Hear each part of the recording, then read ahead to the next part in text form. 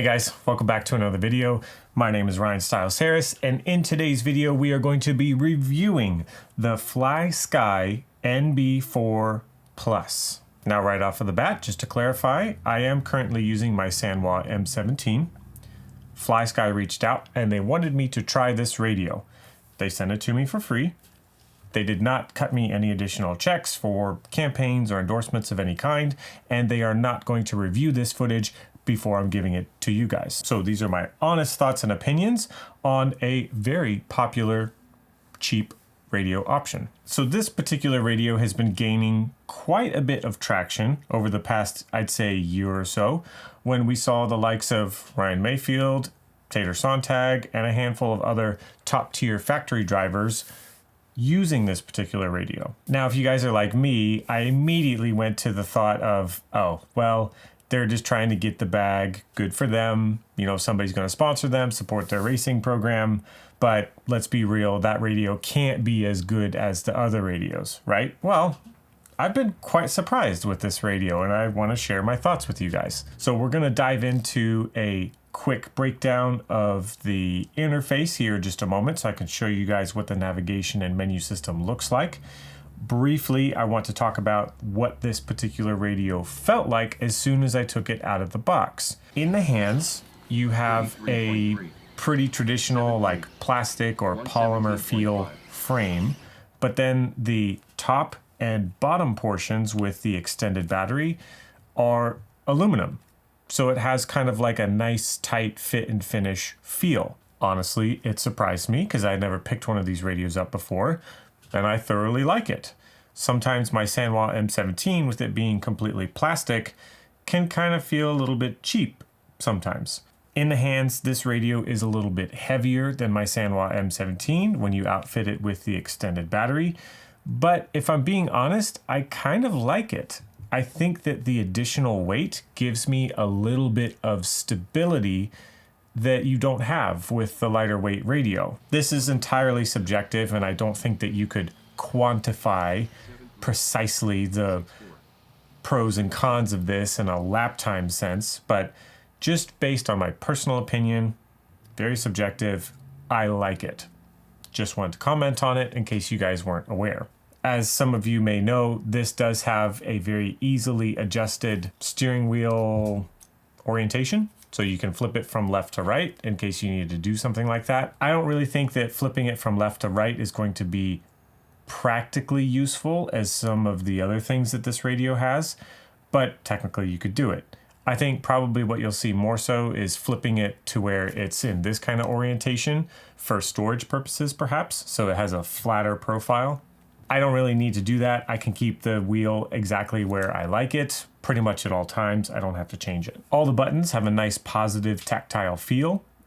They're a little bit on the silent side, so you don't really have like a loud audible click. You could probably hear it a little bit if it was very quiet, but you definitely have a positive feedback when you're pushing all these buttons. You have all your standard adjustments when it comes to your spring tension on the throttle feel and the steering feel. I opted to install the lightweight steering spring because typically what I do with every single radio I ever had. I'm not gonna do a full breakdown on how to replace the steering spring. You do have to unscrew several screws and disconnect several different like circuit board wires. If you get a little rowdy with it, you could probably cause some damage to the radio. So drive it how it comes out of the box, adjust the tension screw if you need to, and just try to do it that way if you've never done anything like this before. If you're very confident in your motor skills and getting things that are very small taken apart, go for it. But just a word of caution, you can technically change that spring, but you do have to get pretty far into this little structure here in order to do so. I didn't feel like I needed to change the throttle spring, so I can't tell you exactly how invasive that process would be when it comes to getting into that area, but I'm sure that it would be about the same. So use caution, follow any instructions that are available, do whatever you need to do to get it done safely. As the radio sits today is exactly how I've tested it. I will put my traditional kind of like soft touch racket, bat grip tape, tennis racket grip tape. I don't know what you want to call this stuff. I prefer to have that for those hot, longer main days here in Florida. My hands will start to sweat, and this does a good job of absorbing that and keeping a consistent feel in my hand. So for the sake of the testing of this radio, I opted to run it how it comes out of the box, but I will probably put this on this radio just for long-term use. Trying to think of any other things that stick out right out of the box. This particular charge base, you can do it via USB or micro USB. It's pretty easy to keep your radio charged up on race day. No issues there. So let's go ahead and jump into an overhead shot here, and I'll show you guys what this menu system looks like. Let's take a quick look at the inside of our Flysky menu system.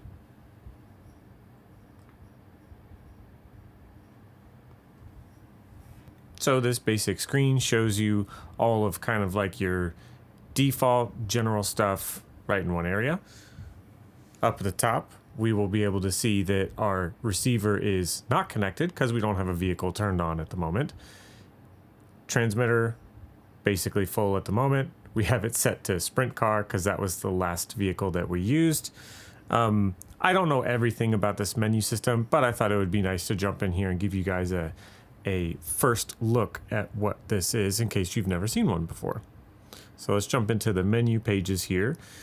Here you'll find all of your standard adjustments, like your channel reversing in case you need to flip your steering or your throttle, your endpoint adjustments, sub trim. You have dual rate and exponential for your steering and your throttle. And here, let's go ahead and click into one so you guys can see what it is. I really like this system. It's pretty straightforward and easy to use. If you were to steer to the right, it will select that side and then you adjust it how you need to. If you want to go to the left, just steer, go to the left, and then you could adjust your endpoints quickly and easily simply by pushing the plus minus down here at the bottom. Jumping to your throttle and your brake, you would just tap down into this level. There's your throttle, there's your brake, and you could set your endpoints that way as well. Going back out into the main menu here, there's your sub trims if you needed to go in there and center things up. This is where you could do some custom button programming and selection in case you wanted to switch up what some of these things do. I left them in the default position because they're pretty good the way they come out of the box. If you wanted to switch the model that you're on, go ahead and tap the model selection. And we are on model number 2, which is sprint car. You can see I have my nitro buggy in there as well because those are the vehicles that we've used so far. And then I would program on all the other ones, 2-wheel drive buggy, 4-wheel, whatever you need. Binding a new receiver was really easy and straightforward. You come into here under the receiver set, you go into the bind menu, you would hit start bind and the button on the receiver, and they find each other good to go. Swiping over to the second page, we have a couple more things in here. You have channel speed. So I think you could come in here and fine tune some adjustments if you wanted to really mess with the signal speed and feeling. I never mess with those things because I want them to be as fast as possible all the time when it comes to the input delay or no delay in those types of settings. If you wanted to change those things, it looks like you can. Let's see, you can adjust your throttle curve if you wanted to. You've got a throttle neutral, so you could set a bigger dead zone if you needed some. You can even adjust throttle middle. I honestly don't know what that adjustment is, but it looks really cool. So there you have a basic overview of the menu and interface that the Flysky NB4 Plus has. Don't really have too much else to add there to the UI experience other than the swiping and the positive engagement for all of the locations on the screen. They work as well as you would expect. There's no massive amounts of delay or extra sensitivity. It's all works nice, and I have no complaints. I would say that having a menu system like that, if you are an M17 user like myself, this menu system is much better than this menu system, simply because you can touch exactly where you need to, and you don't have to have this kind of proprietary navigation, swiping, scrolling with the buttons that you do with the M17. Okay, so now I want to jump into the part that I'm most excited to talk about. What does this radio actually feel like? What is the sensation that I have when I put my vehicle down on the track and I go to put these left, right, stop, go inputs? How does it feel? This to me is ultimately the only thing that matters. I don't care if your radio is the shape of a triangle and has no buttons, it's all touch. I don't care so much what that ultimately looks like. What it feels like on the track, the feedback I'm getting from my car, the input, does it feel true and precise? I can honestly say this radio gives me a more clear, crisp sensation of a steering input or a throttle input than my M17. Is it going to be night and day difference? Are you going to go from you're racing with a Sanwa M17, you pick up this radio, and suddenly you're going to go from the back of the C main to you're going to win the A main? No, of course not. Dakota Fend could probably absolutely smash me to smithereens using an RTR radio out of a Traxxas Slash. Let's just be clear, okay? But when we're talking about spending our hard-earned dollars on more or less a one-time type purchase, is it worth it to spend the extra several $100s to get a M17, or the extra bazillion dollars to get a Futaba 10PX, whatever the heck it's called? I can honestly say I don't think so. This radio gives me a more precise and clear sensation than this radio, hands down. So to kind of help prove my point, let's jump into some racing footage from the oval session day that I had with this radio. I started out the day with the M17 for practice in Q1, and then I just cold turkey switched it over to this for Q2 and the main. So jump into this and you guys can hear my thoughts. Okay, so we're going to be jumping into the modified sprint car A main here at our local club race over at Ron Johns Raceway.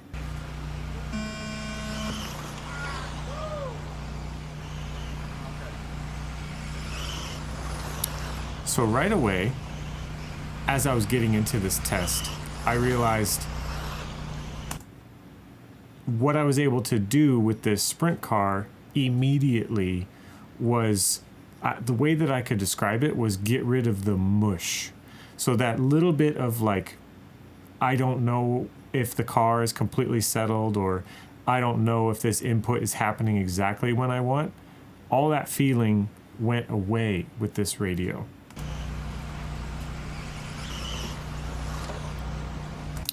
It's really hard for me to show you these things, so I'm going to do my best. In this corner right here, I would kind of, I was going in too hot, and so I knew that. The car I could see started to break loose right about here. You can see my steering wheel is giving it a little bit of left input. And then right about here, it's so hard to tell, but I can tell from here, we do a tiny counter steer, just a little bit. And these cars are so twitchy and they're so fast that typically if you're doing like a whole lot of thrashing on the wheel, it can be pretty disastrous very fast. I wasn't able to do this as precisely with my M17 all day leading up to this point. Then I gave it that input, I could see the correction start to happen, and I got back to the standard steering process for the remainder of the corner. So we're talking maybe a whole second or a little under a second to go from here to here. And then we're talking about this one little micro adjustment in the middle of a corner. Happens unbelievably fast. So So I'm not going to talk you through a whole main event with my nitro car. What I wanted to show you was the difference between qualifier number 1 and qualifier number 2 on the particular club day that was my first day actually trying this radio. So all through practice in the morning and in Q1, we used the Sanwa M17. So we had a qualifying time of 11 laps, 5 minutes, 1 second, and you can see our averages here. Hot lap 26.0, average lap was a 27.3, and then we can see our top 5 and our top 10 averages. So there's our baseline. In Q2, we switched to the radio, and this was my first time trying it. Just cold turkey, slapped in the receiver, set my endpoints, and just drove this car around the track. And we immediately went faster. Again, I'm not going to say it's because of the radio, but what I can say is that I immediately had that positive connection with the car, and I felt that my inputs were very fast, very true, and it gave me more perceived confidence to drive the car harder and faster. Because a lot of driving a nitro vehicle, especially on a rough track, is kind of just letting the car go through the ebbs and flows of what's going on with the track and kind of the power delivery of the clutch system. And you kind of have to let that big, heavy, wild thing just do what it's going to do to an extent. And then you just have to manage the rest, right? Well, within the first lap, I went out there and I felt super connected. Like me and the steering wheel, we are on the same program. Throttle input, nice and true. Brakes felt nice and solid. So after the first couple laps, I felt, you know what? This track is a little bit more blown out, but I know what's going on right now, and I'm going to go faster. So we technically did. Obviously, there are so many variables when it comes to racing, especially with other people, that there could be some traffic, some crashes that are outside of your realm of control. But I felt like these were two pretty solid examples of pretty near perfect runs and some interesting results. In the second round, we did go faster. Our hot lap picked up by over half a second. Our average dropped to a 27.0 from a 27.3, and our top 5 average dropped from a 26.6 to a 26.2. So across the board, we didn't go slower, we felt better, and we technically went faster on a track that was slower. Uh-oh. Scott White just texted me, said that he had to order a Techno today because of my video. Sorry, Scott, but it's the truth. What can I say? I just did a breakdown video on the Techno NB4 2.2. It's the nitro buggy. And I actually used it with that vehicle as well, this radio. So, nice little segue here. Thanks, Scott. Talking about the oval car, I felt that super direct, consistent input, no perceived input lag at all. 6-4. Very positive return to center. When I did the same thing with the nitro car, all of these things translate for me to overall increased consistency. If I'm doing less to fight the input that I'm feeding the car and everything is just more direct, or at least it's perceived this way, it translates to consistency for me. Ultimately, my conclusion: fit, feel, finish of the radio in your hand before you turn it on. I'd give it a 9 out of 10. I don't know what would be a 10 out of 10, but we're just going to play it safe and go 9 out of 10. Does have some extra weight. If somehow you just can't hold on to a radio that is this heavy for the whole extent of a nitro main, okay, I guess I'm telling you now, so just keep that in consideration. How it feels on the track. Amazing. I don't know what perfect would feel like, but this is the lowest perceived input lag that I've felt of any radio. It's incredibly direct, very consistent, all around a very, very, very excellent feel on the racetrack. Should you get the Flysky NB4 Plus? If you were in the market to purchase a radio, Absolutely. I would have no issue suggesting this to anyone. And if I haven't said it already, the receivers are incredibly cost effective. I think that for most of them, you're between the $20 and $30 price point for an OEM receiver for this system. So if you already have one of the other radio systems and you're kind of worried about the cost of transitioning, not only is the radio significantly cheaper, the receivers are also very cheap.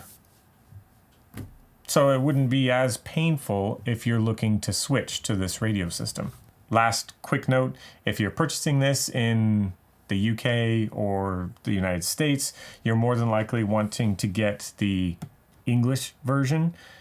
They do come in I don't know precisely, a Japanese version, or basically a language that's not English. So if you are English speaking and you do not purchase the English version, you may run into some issues as far as your menu systems and being able to read what's going on. So have no fear. If you're going to purchase one of these, you could go to the link down below, take you straight to AMain, and they will sell you the English version.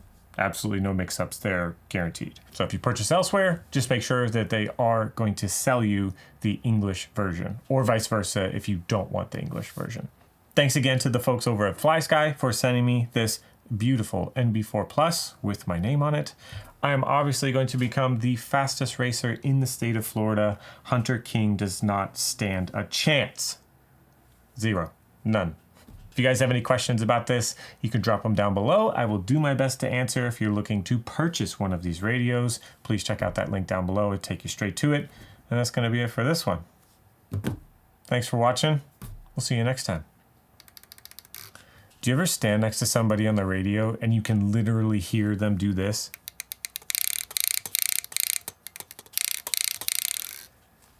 I've stood next to people that they literally just let that wheel go and it bounces. Oh, what are you doing? Don't do that. Calm, steady, just nice fluid motion. Nice fluid motion.